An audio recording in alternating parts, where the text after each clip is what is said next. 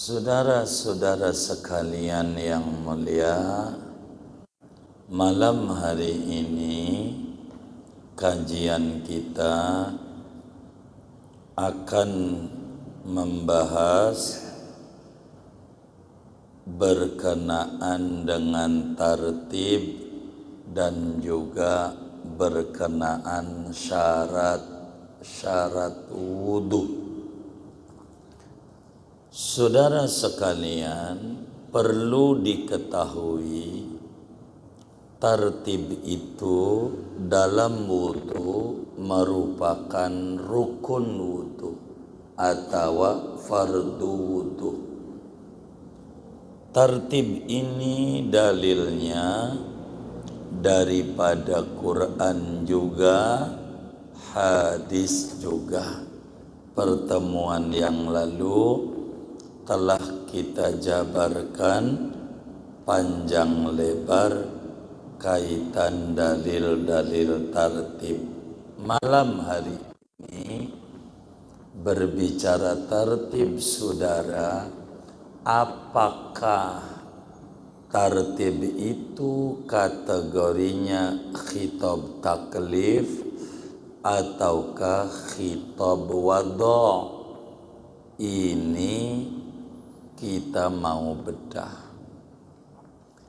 Saudara sekalian, kata Imam Al-Muniri pada kaitan daripada tartib, ini khitab taklifnya hubungannya mau orang mukallaf mau bukan, masuk. Kagak dipersyaratkan tauhnya orang mukallaf.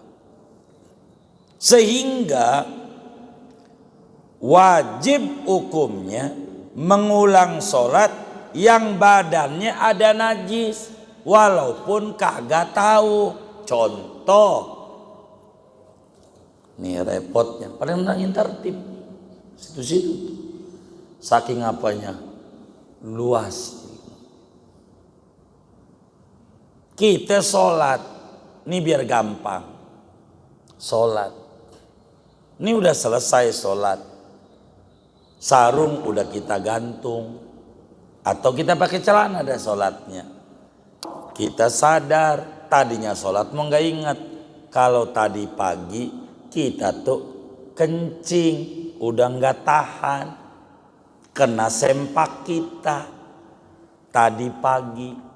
Dohor lupa, sholat aja tuh dohor, sholat aja asar, maghrib, sampai isya. Sekarang ingat bahwa tadi pagi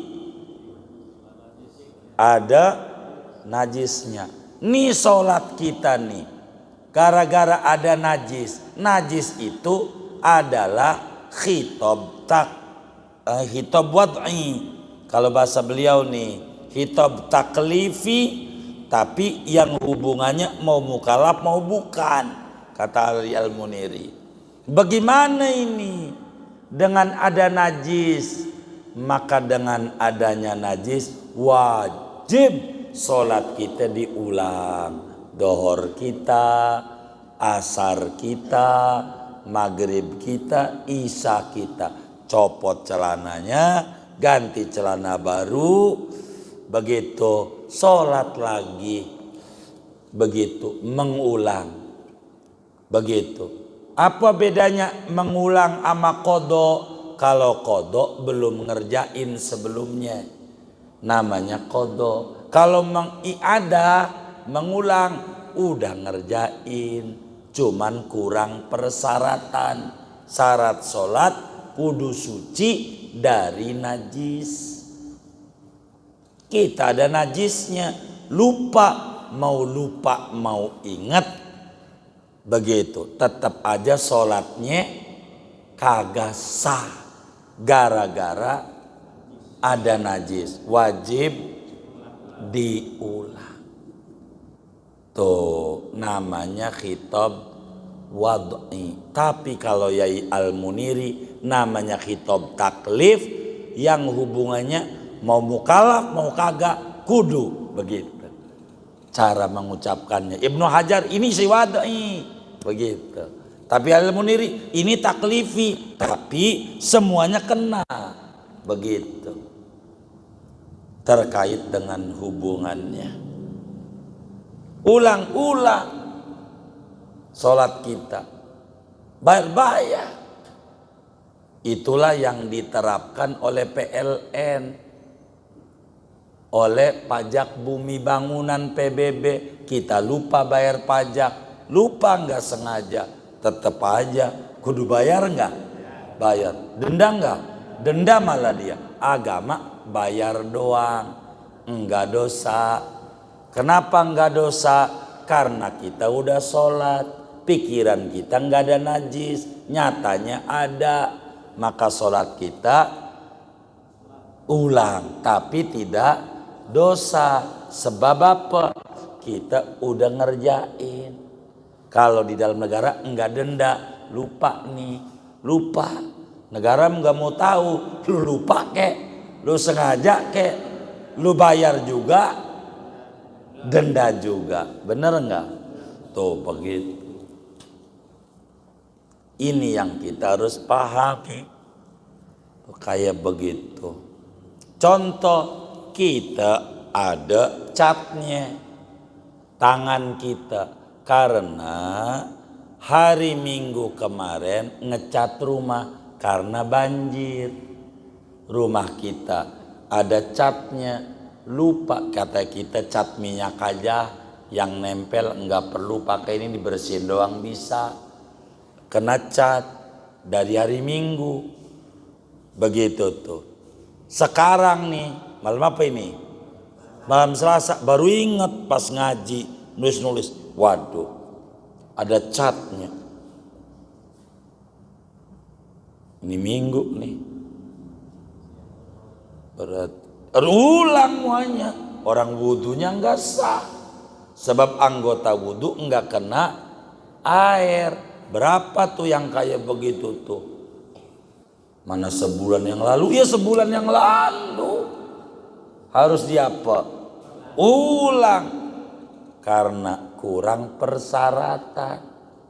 Airnya enggak kena anggota wudhu. Wudhunya kagak. Kalau wudhunya enggak sah, sholatnya. Kalau sholatnya enggak sah, sama dengan belum kerjain. Begitu.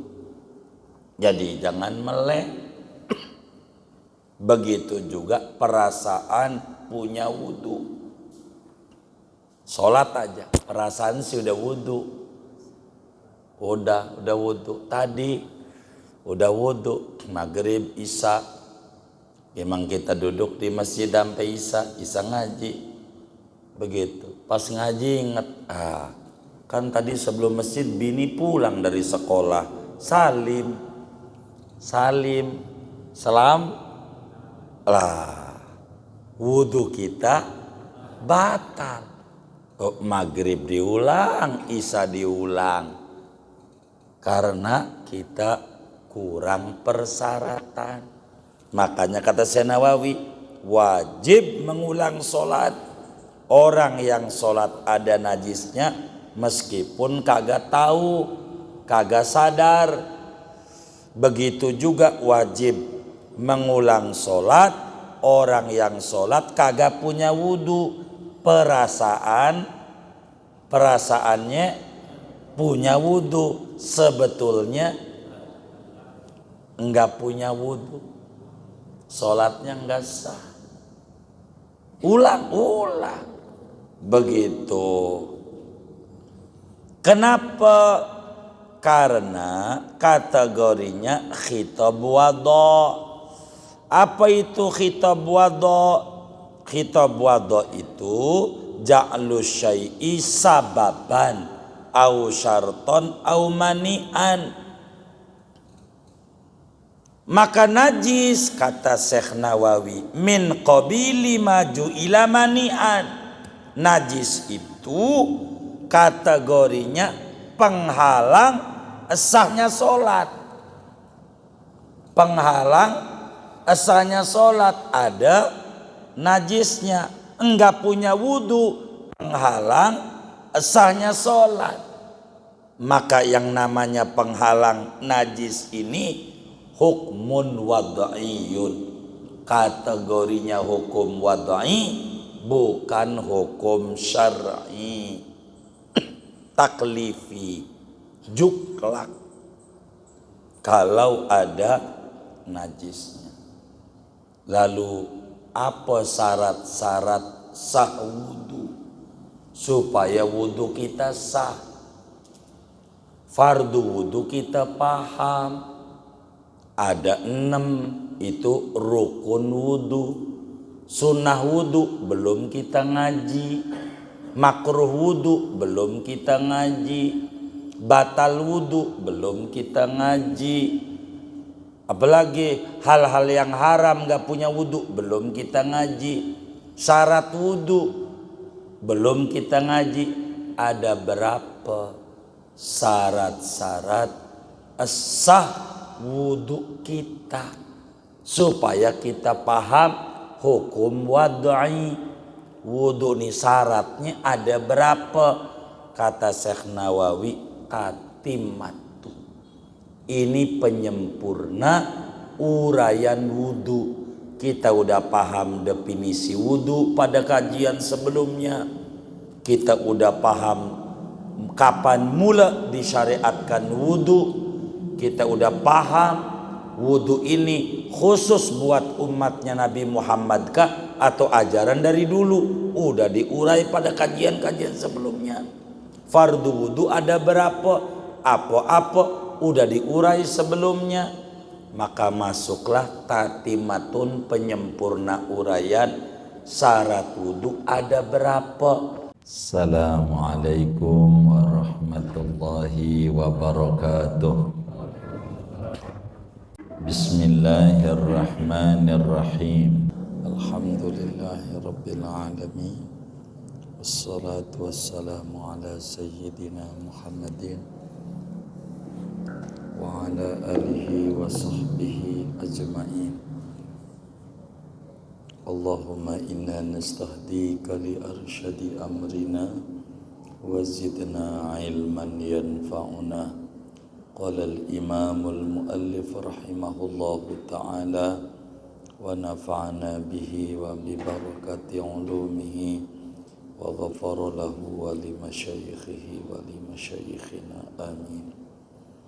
Qala Aliyun al-Muniriyu fit Tuhfatil Wafiyati. Telah berkata oleh Syekh Ali Al-Muniri di dalam kitabnya Tuhfatul Wafiyah, khitabut taklifi muta'alliqun bi af'alil mukallafina wa ghairihim kasibyani wal majanini wal bahaimi wasahina wa ghairihim. Adapun khitab taklif yaitu berta'alluq dengan perbuatan orang-orang mukallaf wa ghairihim dan selain mereka, kasibyani seperti anak-anak, wal majanin dan orang gila, wal bahaim dan binatang ternak, wasahina dan orang-orang yang lupa, wa ghairihim dan selain mereka. Wala yushtaratu fihim ilmul mukallafi, dan tidak disyaratkan pada mereka semua oleh tauhnya orang yang mukallaf. Walihada yajibu i'adatus salati ala man shalla binajasatin walam ya'lamha aw shalla muhdisan yadhunnut taharat. Dan karena ini khitabut taklif wajib oleh mengulangi solat atas orang yang solat oleh orang dengan ada najis, walam ya'lamha dan ia tidak tahu akan najis, aw shalla ihtisan atau salat oleh seseorang padahal berhadas, yadunnu taharata yang menyangka ia akan suci, wa huwa ja'lu syai'i sababan au syaratan au mani'an, yaitu menjadikan sesuatu khitab wadha, dan dia khitab wadha itu menjadikan sesuatu yaitu sebab atau akan sebab, au syaratan atau syarat, au mani'an atau mani'.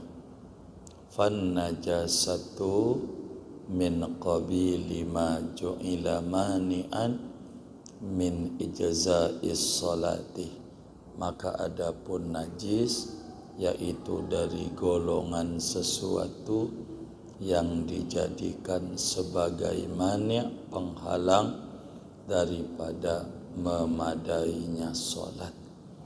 Famani'iyatun najasati hukmun wad'iyun la syar'iyyun, adapun menghalang-halanginya najis pada keabsahan salat yaitu namanya hukum wad'i, la syar'iyyun, bukan kategorinya hukum syarah. Tatimatun, adapun ini yaitu penyempurna.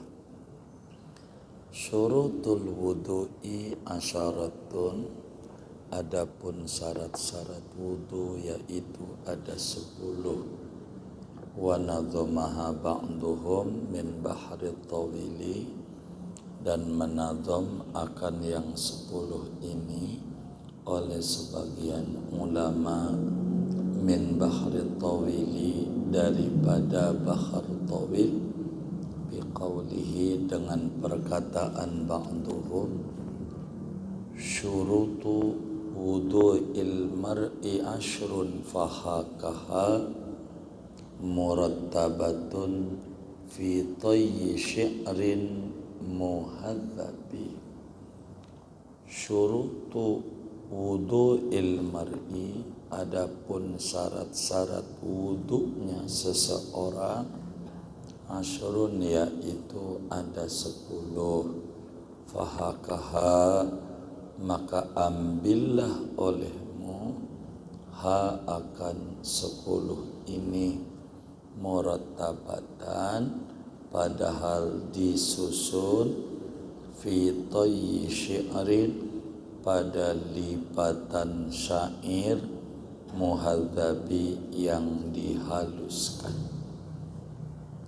Hudatun, pertamanya Islam, wa tamyizun, keduanya tamyiz, wa faqdu nifasiha, dan ketiadaan nifasnya perempuan, wa haidin, dan ketiadaan haid, wa dhi man'in, dan yang memiliki penghalang, kasyam'in murakkabi, seperti lilin yang numpuk-numpuk.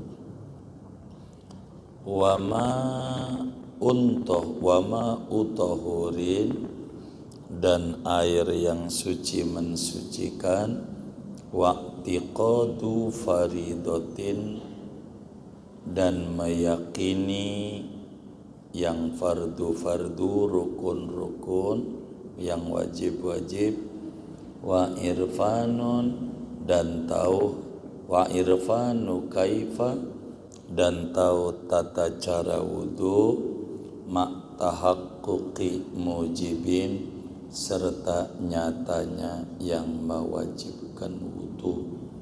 Kadzaka dukhulul waqti, seperti ini Islam yaitu masuk waktu, lakin khussada, tetapi dikhususkan ini masuk waktu, bidhi hadasin, dengan orang yang mempunyai hadas, qad dama yang sungguh kekal oleh hadas inda taqarrubi ketika berwudu mendekatkan diri kepada Allah.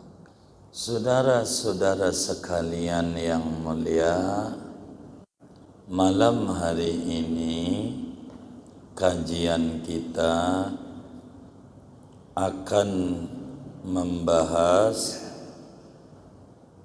berkenaan dengan tartib dan juga berkenaan syarat wudu. Saudara sekalian, perlu diketahui tartib itu dalam wudu merupakan rukun wudu atau fardu wudu. Tartib ini dalilnya daripada Quran juga, hadis juga. Pertemuan yang lalu telah kita jabarkan panjang lebar kaitan dalil-dalil tartib. Malam hari ini berbicara tartib, saudara. Apakah tartib itu kategorinya khitab taklif ataukah khitab wada'? Ini kita mau bedah. Saudara sekalian, hukum syara itu, hukum syara, kalau secara umum hukum dulu. Hukum itu, saudara, ada 3. Hukum ada 3. Apa itu hukum? Hukum itu isbatus syai'i au nafyuhu.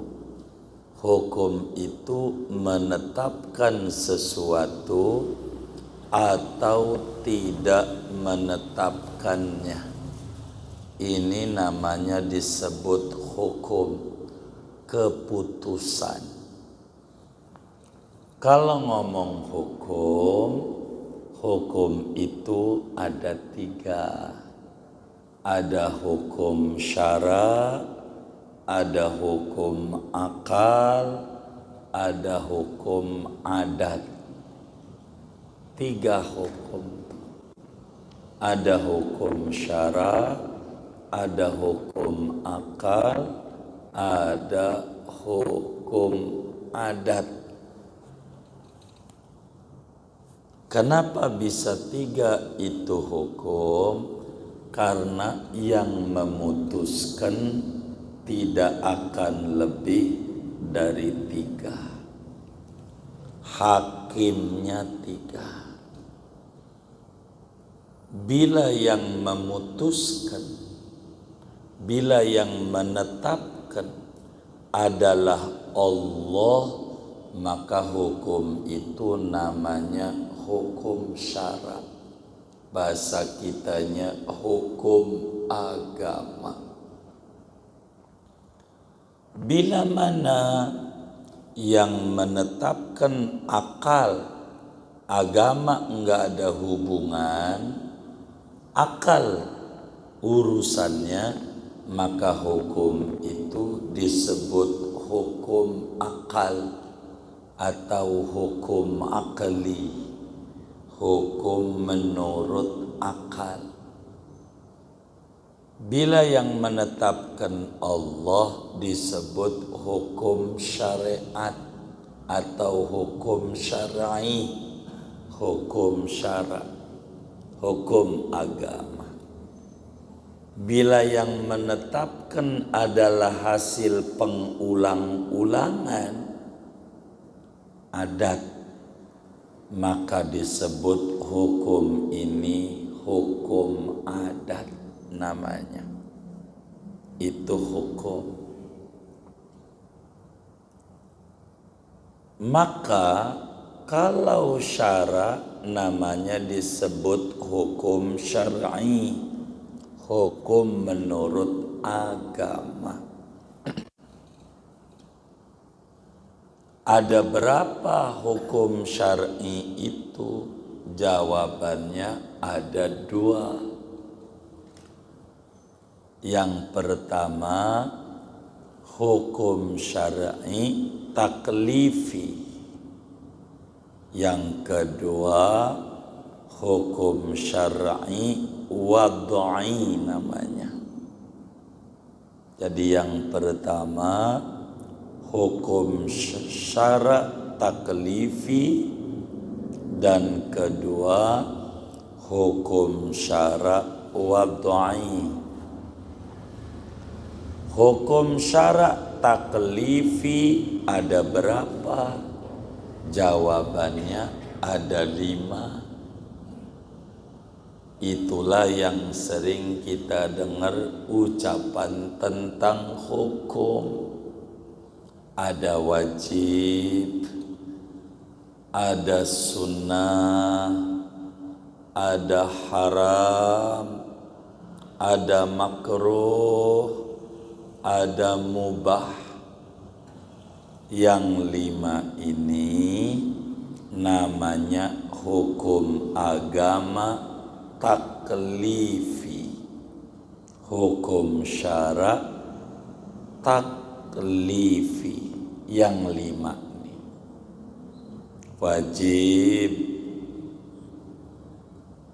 sunnah, haram, makruh, mubah. Hukum syara' taklifi itu enggak lepas dari 5 ini. Pokoknya kalau ditanya hukum apa kek?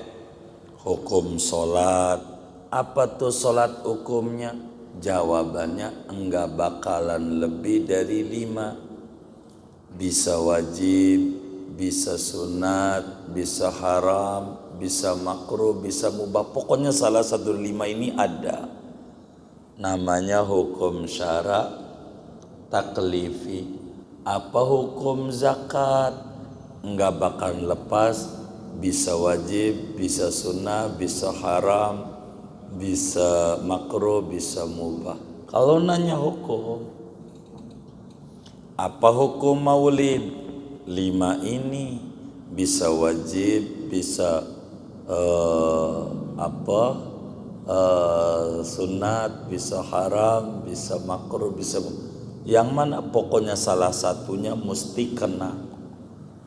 Itu namanya disebut hukum syara' taklifi. Dari mulai bangun tidur sampai kita tidur kembali enggak bakalan lepas dari 5 hukum syara' taklifi.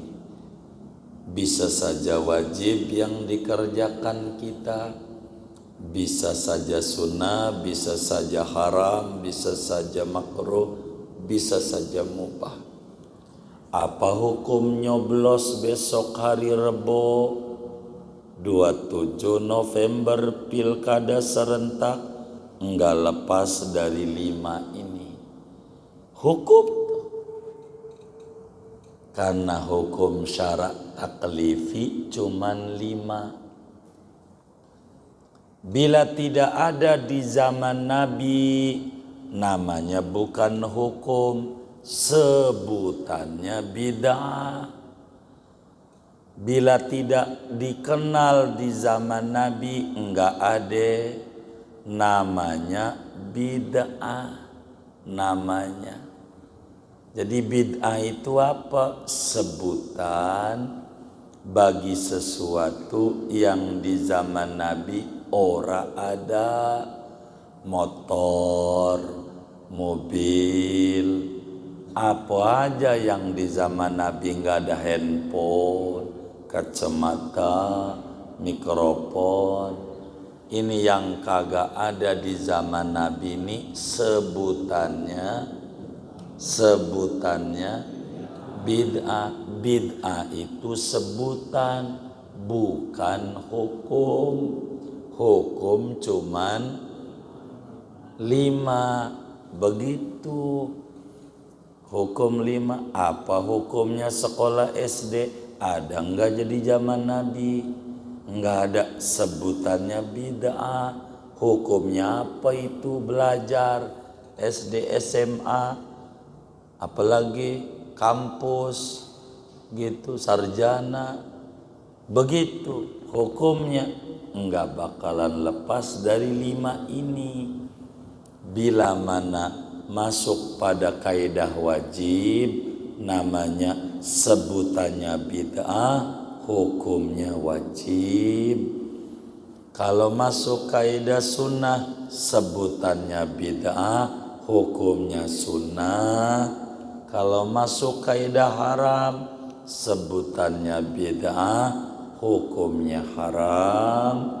Kalau masuk kaidah makruh, sebutannya bid'ah, hukumnya makruh. Kalau masuk pada kaidah mubah, sebutannya bid'ah, hukumnya mubah. Begitu. Maka ada bid'ah wajib, bid'ah sunnah, bid'ah haram, bid'ah makruh, bid'ah mubah. Apa itu bid'ah mubah? Sebutannya bid'ah, hukumnya mubah. Begitu. Karena hukum ada 5. Disingkat sama orang yang masuk yang baik-baik wajib, sunnah disebutnya baik, hasanah. Begitu. Maka sebutan bid'ah hasanah. Apa itu hasanah? Isinya kagak nyimpang dari agama. Judulnya bid'ah. Isinya ajaran Nabi. Itulah bid'ah hasanah. Judulnya bid'ah, isinya ajaran agama. Bahasanya tidak menyimpang. Mana tuh nasi kucing gitu. Nasi kucing tuh namanya bid'ah hasanah. Judulnya bid'ah. Bid'ah tuh judulnya, isinya halal, isinya nasi. Begitu. Namanya bid'ah hasanah. Bikin kampus UI, UGM, Unpad, Budi Luhur, namanya bid'ah. Zaman Nabi kagak ada, sebutannya bid'ah, tapi isinya ajaran Nabi, disuruh menuntut begitu. Itu namanya bid'ah. Kalau mau pakai istilah hasanah. Begitu. Jadi bid'ah itu sebutan, bukan hukum. Orang kata maulid hukumnya bid'ah, kagak ngerti. Bid'ah mah bukan hukum, sebutan. Begitu. Pala enggak ada rambutnya, sebutannya botak. Nyari botaknya orang nemu. Karena sebutan doang. Mana botaknya? Nih kepala. Nih wajah. Botak. Nih pala. Botak paham. Di mana pala orang ada rambutnya, sebutannya botak. Bid'ah itu sebutan. Zaman Nabi sholat taraweh kagak ada kotak amal. Boleh cari hadisnya. Tuh masjid-masjid pakai kotak amal, namanya neraka. Ya kagak begitu. Oh, masuk neraka semua, bukan, isinya orang sodako bagus. Islam tuh nggak kaku. Tapi saya tidak ke situ nih ngaji nih sebetulnya. Ngomongin tartib. Karena hukum syarak tuh ada dua. Ada hukum syarak taklifi yang isinya ada 5. Wajib, sunnah, haram, makruh, mubah. Kedua, hukum syarak wad'i. Apa tuh hukum syarak wad'i? Hukum syarak wad'i itu juklak, petunjuk pelaksanaan daripada hukum syarak taklifi. Juklaknya tuh namanya hukum syarak wad'i namanya. Begitu. Isinya ada 3 syarat, ada namanya sebab, ada namanya mani', penghalang. Mani', contoh secara umum dulu biar ngerti.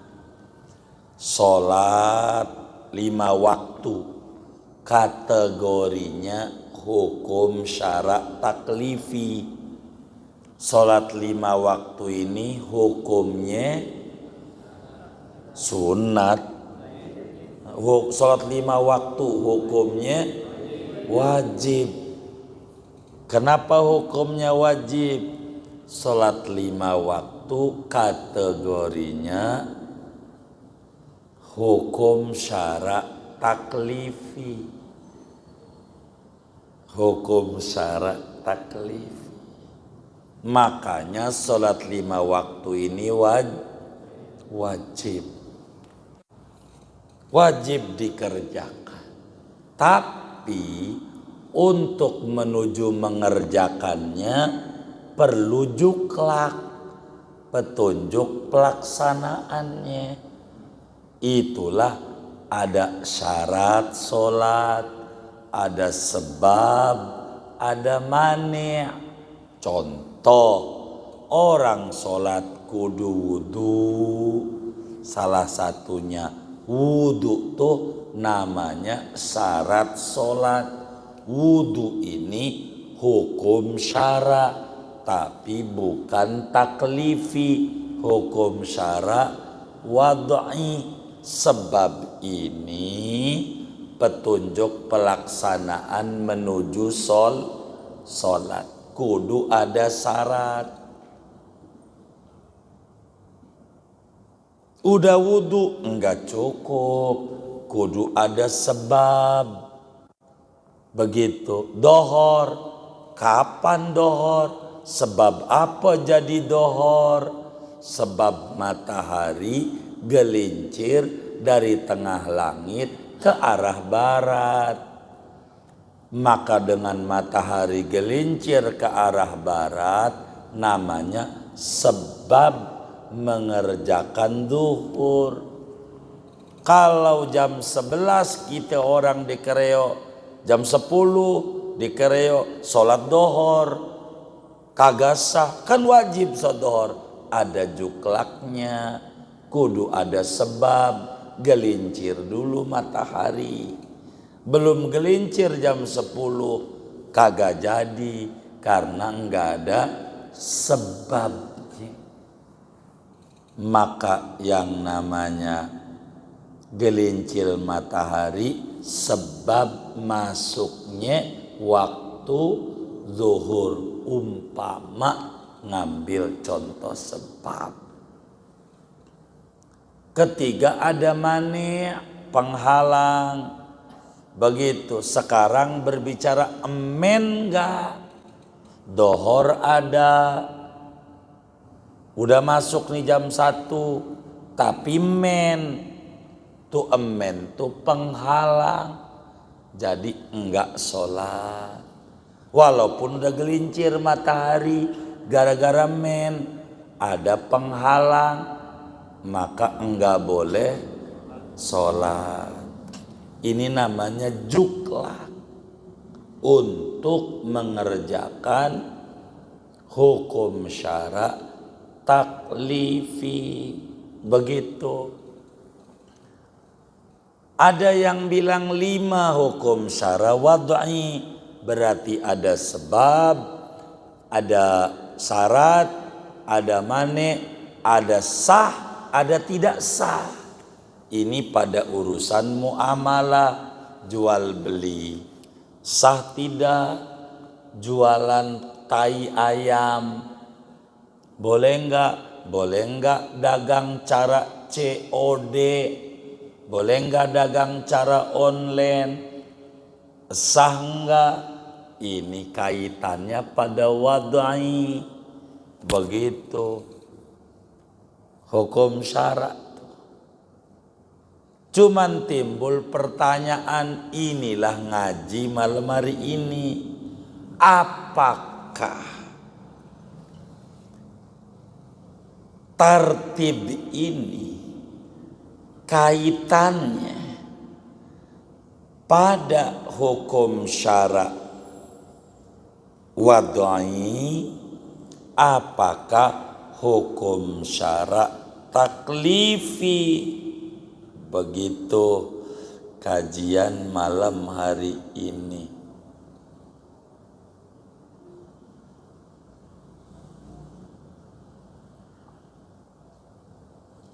Maka jawabannya ada 2. Ini nggak ada kaitan pemilu. Kalau ngomong 2, 1, 3 suka baperan. Begitu. Ibnu Hajar Al-Haytami radhiyallahu ta'ala an. Ibnu Hajar gurunya Fathul Muin menjelaskan di dalam kitab Tuhfatul Muhtaj bahwa tartib itu kategorinya hukum syara wad'i, sama seperti rukun dan syarat. Lupa tetap harus dikerjakan.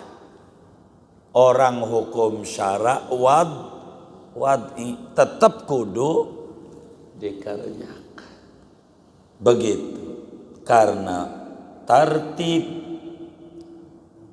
kategorinya hukum syara wad'i menurut Imam Ibnu Hajar. Sehingga mau lupa atau tidak, lupa tetap dikenakan hukum. Kita wudu lupa, enggak tartib, habis tangan kaki, lupa usap pala, bagaimana? Enggak bisa, kudu dikerjakan, sebab ini hukum syara wad'i.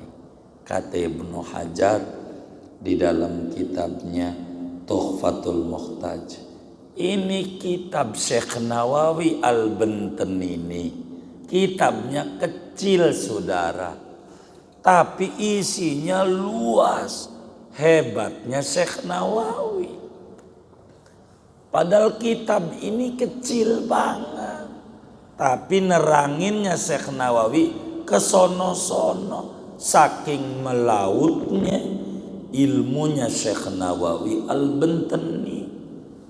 Padahal ngomong tertib aja, ampe kesana kemari. Ini tertib hukum wad'i apa hukum taklifi syara'nya, ampe ke situ-situ. Yang kita aja enggak kepikiran pengen ke situ-situ, tapi kalau ditanya melotot, apa itu wad'i, apa itu taklifi, gua aja ora tahu, baru numben gua tahu. Begitu saking luasnya ilmunya Sidi Syekh Nawawi Al-Bantani. Ibnu Hajar kata beliau dalam kitab Tuhfatul Muhtaj, kategorinya hukum wad'i, khitab wad'i bahasa beliau. Namun, nah ini mulai ngaji nih malam hari ini. Kita mau masuk. Kalau kita langsung jebul begitu, Anda puyeng. Saya harus mengurut dulu. Kalau apa aja kalau diurut ketemu. Begitu diurut. Begitu. Biar gampang. Orang mau nyalon RT aja diurut. Lo ini engkong nyatu sama gua. Maksudnya pengen dipilih. Biar ngerti. Begitu. Kalau kita bukan biar dipilih, biar ngerti. Saya harus bikin konstruksi pembangunan terkait uraian yang Syekh sampaikan. Supaya ngerti. Dan ajaibnya Syekh Nawawi Al-Bantani ini ajibnya ini. Walaupun kitabnya fikih, kitab yang dikarang beliau banyak fikih. Ada Tausih, ada Nihayatuz Zain, ada Thimarul Yani'ah, dan masih sabrek. Termasuk kitab kita ngomongin wudu, tertib aja. Buddha kagak ada yang sama bahasanya. Padahal tujuannya sama. Saking hebatnya. Enggak kayak kita. Mau ceramah di sono isinya itu lagi. Emang bisanya itu kita. Begitu. Syekh Nawawi di kitab apa aja beda-beda uraiannya. Saking hebatnya dan kuatnya daya ingat. Enggak ada yang sama uraiannya. Hatta kitab yang namanya Tafsir Munir, Mirakhul Labid, ini kitab tafsir terhebat. Ulama menjuluki Syekh Nawawi, tokoh-tokoh besar Al-Azhar, Sayyidu Ulama Il-Hijaz, rajanya kiai Mekah Madinah di zamannya. Orang mana? Orang Indonesia. Hebat nggak tuh orang Indonesia? Kayak begitu tuh. Orang Indonesia dari Banten. Syekh Nawawi. Kenapa? Bikin kitab tafsir. Referensinya banyak. Mirakhul Labid itu makna lainnya al-maraji al-katsira. Referensinya banyak kitab ini. Tapi dirujuk dalam berbagai kitab-kitab rujukannya enggak sama redaksinya. Enggak copy paste, tapi punya bahasa sendiri.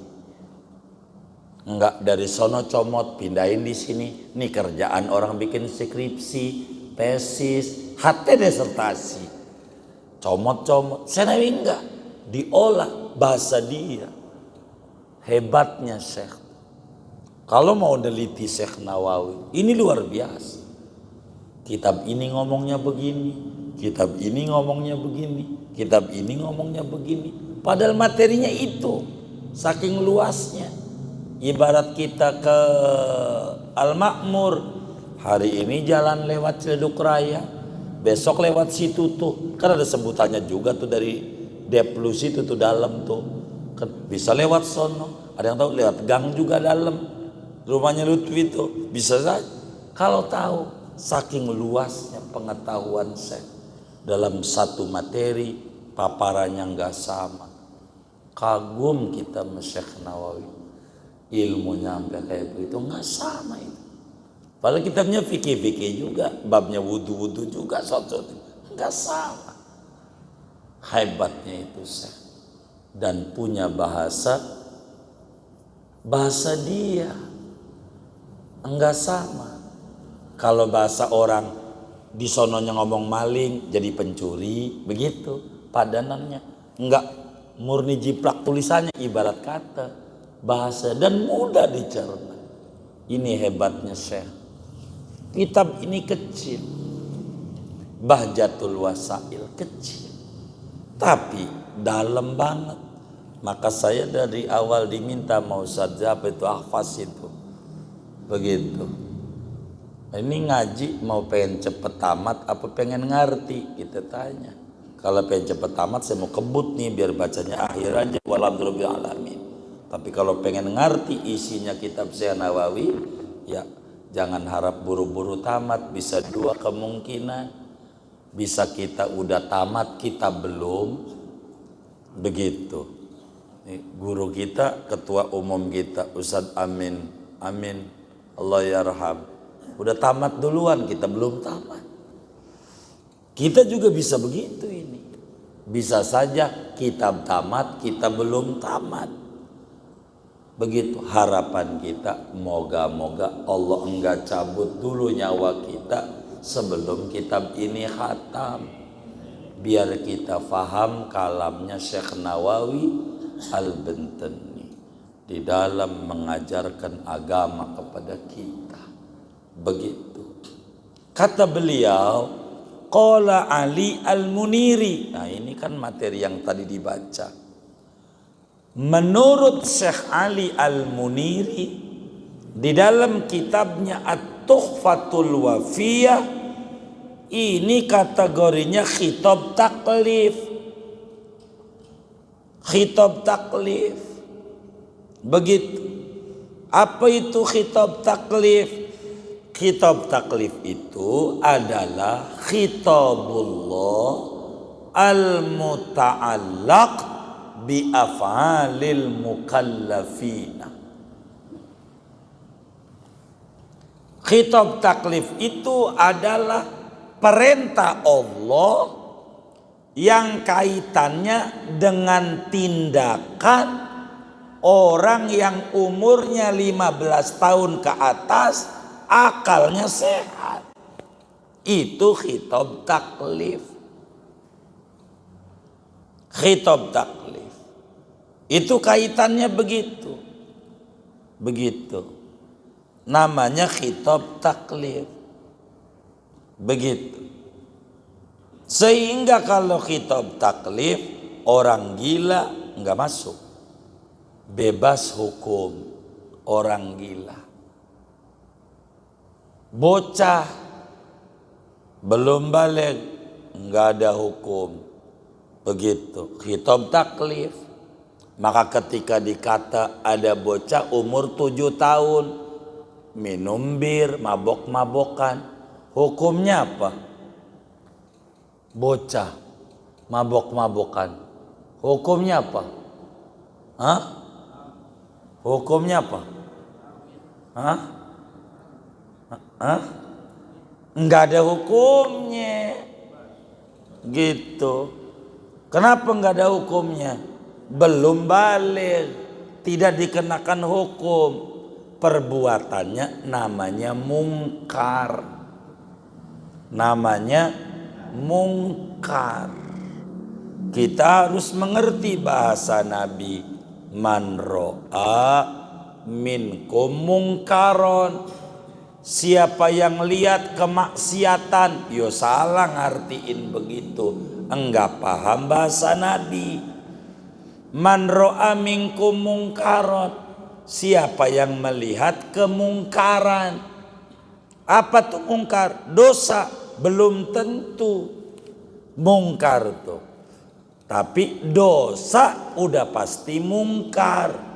Mungkar belum tentu dosa. Itulah hebatnya Nabi di dalam mengungkapkan sebuah ungkapan. Dosa udah pasti mungkar.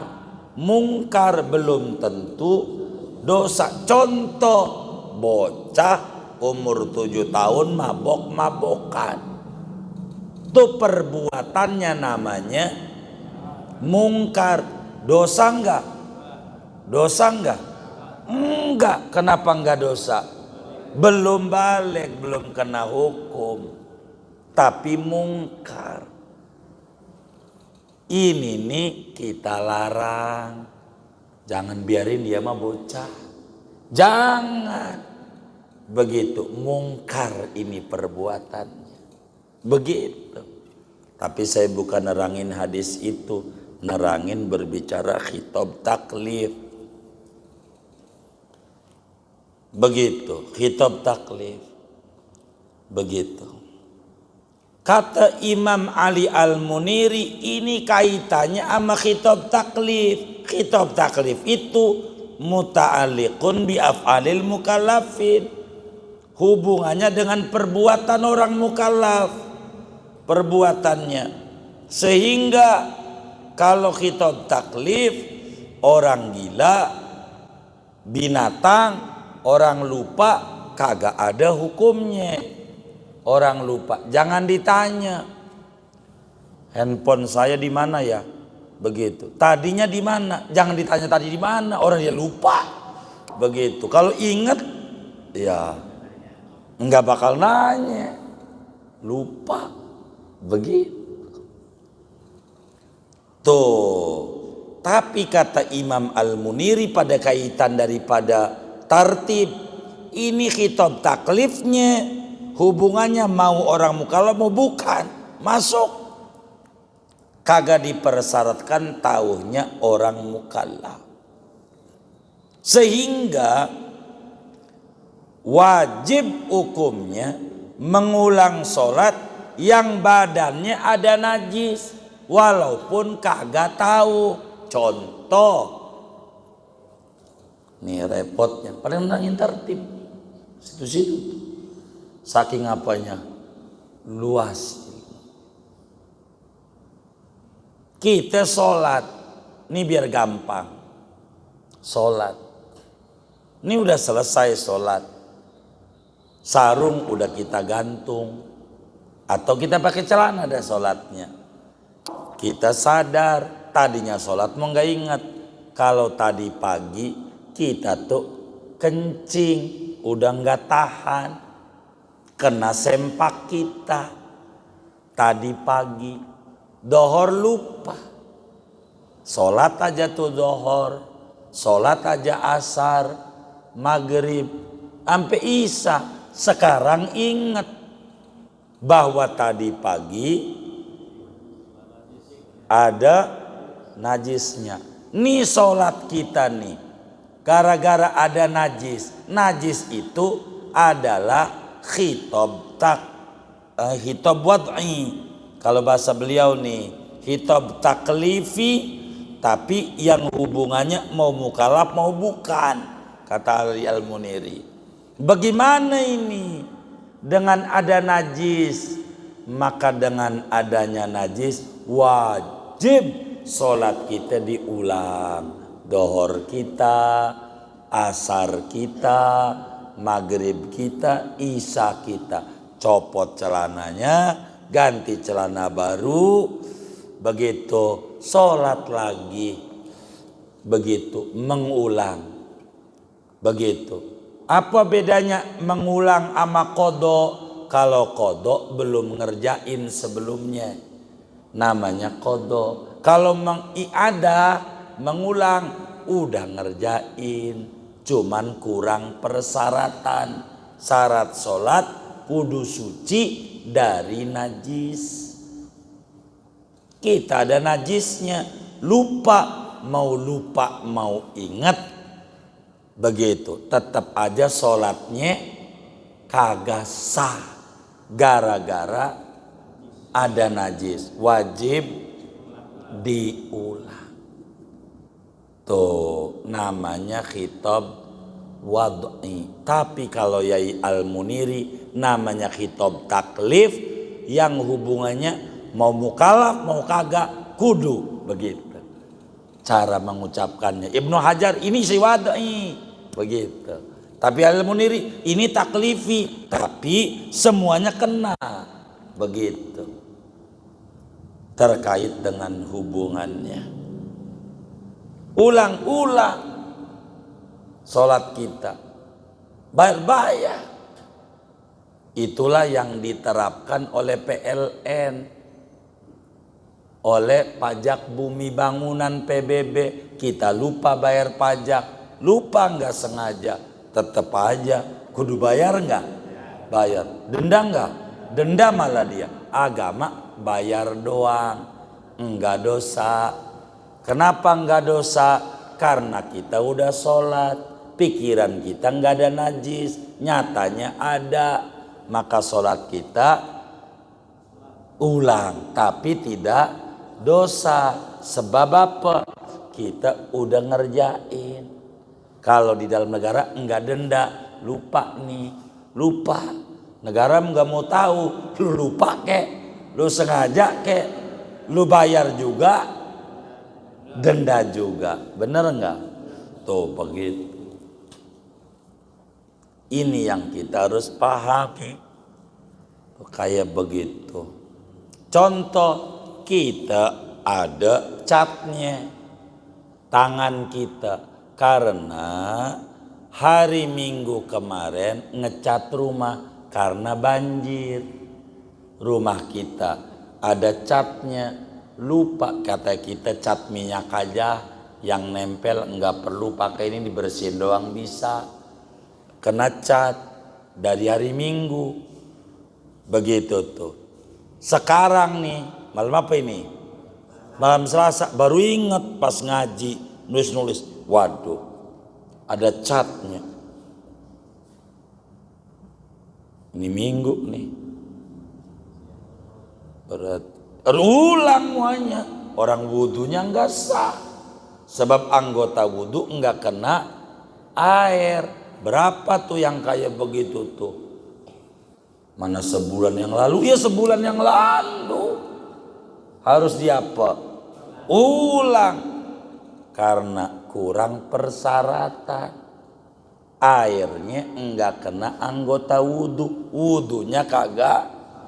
Kalau wudhunya enggak sah, sholatnya, kalau sholatnya enggak sah, sama dengan belum kerja. Begitu. Jadi jangan melek. Begitu juga perasaan punya wudhu. Sholat aja, perasaan sih udah wudhu. Udah wudhu. Tadi udah wudhu, maghrib, isya. Memang kita duduk di masjid sampai isya ngaji. Begitu. Pas ngaji inget, kan tadi sebelum masjid bini pulang dari sekolah. Salim. Salam. Lah, wudhu kita batal. Maghrib diulang, isya diulang. Karena kita kurang persyaratan. Makanya kata Syekh Nawawi, wajib mengulang sholat orang yang sholat ada najisnya, meskipun kagak tahu, kagak sadar.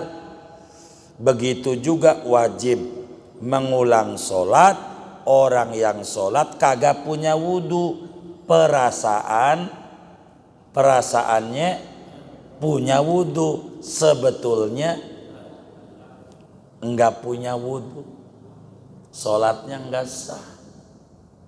Ulang begitu. Kenapa? Karena kategorinya khitab wadha. Apa itu khitab wadha? Khitab wadha itu ja'lu syai'i sababan au syarton au mani'an. Maka najis, kata Syekh Nawawi, min qabili maju ila mani'an. Najis itu kategorinya penghalang sahnya sholat. Penghalang sahnya sholat, ada najisnya, enggak punya wudhu, penghalang sahnya sholat. Maka yang namanya penghalang najis ini hukmun wad'iyun, kategorinya hukum wad'i, bukan hukum syar'i. Taklifi, juklak kalau ada najisnya. Lalu apa syarat-syarat sah wudhu supaya wudhu kita sah? Fardu wudhu kita paham, ada 6, itu rukun wudhu. Sunnah wudhu belum kita ngaji, makruh wudhu belum kita ngaji, batal wudhu belum kita ngaji. Apalagi hal-hal yang haram gak punya wudhu, belum kita ngaji. Syarat wudhu, belum kita ngaji. Ada berapa syarat-syarat sah wudhu kita, supaya kita paham hukum wad'i. Wudhu nih syaratnya ada berapa? Kata Syekh Nawawi, tatimatu. Ini penyempurna uraian wudhu. Kita udah paham definisi wudhu pada kajian sebelumnya. Kita udah paham kapan mula disyariatkan wudhu.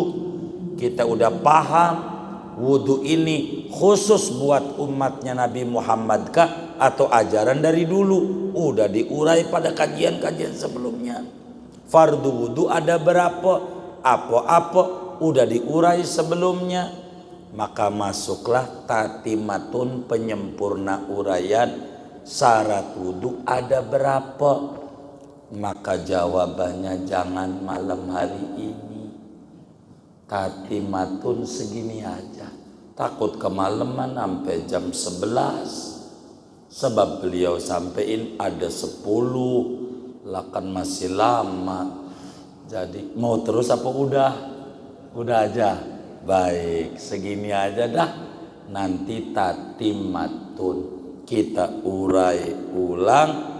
Syarat sah wudhu jumlahnya ada 10. Kalau enggak ada 10 ini, pastikan wudhu kita kagak sah. Begitu. Tuh, begitu. Ini kita kudu pahami. Ntar diulang besok. Segini aja.